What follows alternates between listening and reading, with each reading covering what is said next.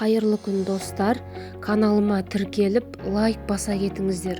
Бүгін мен сіздермен бірге стақандағы десерттің рецебімен бөліспекшімін. Тәтті жасап, жақындарымызды қуантуға асығайық.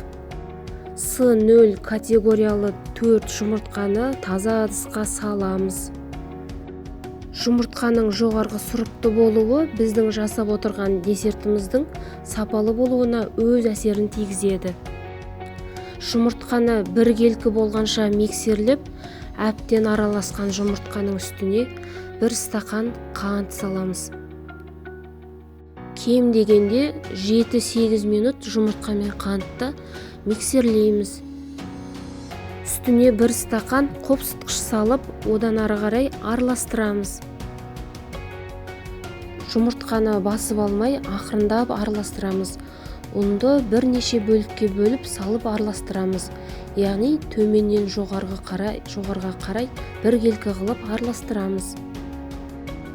Жақсылап араласқан массаны арнайы пергамент қағазының үстіне немесе многоразовый ковриктің үстіне біркелкі қылып құйып шығамыз. Осы массаны спатуланың көмегімен немесе кез келген пышақтың немесе қасықтың көмегімен форманың үстіне біркелкі қылып жайып шығамыз. 180 градуста 8 минуттай пісіріп, бисквитімізді кез келген стаканның көмегімен ойып аламыз.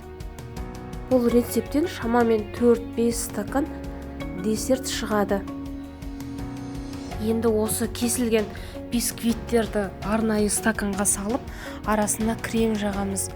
Бетін кез келген өзіміздің қалауымыз бойынша әрлейміз.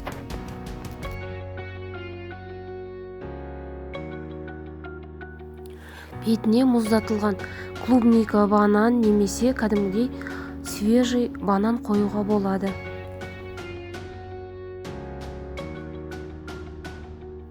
Бұл десертті кем дегенде 2 сағат салқын тоңазытқышқа салып қоямыз, яғни кремі сіңу үшін. Міндетті түрде жасап көрдіңіздер, балалар бұған қатты қуанады.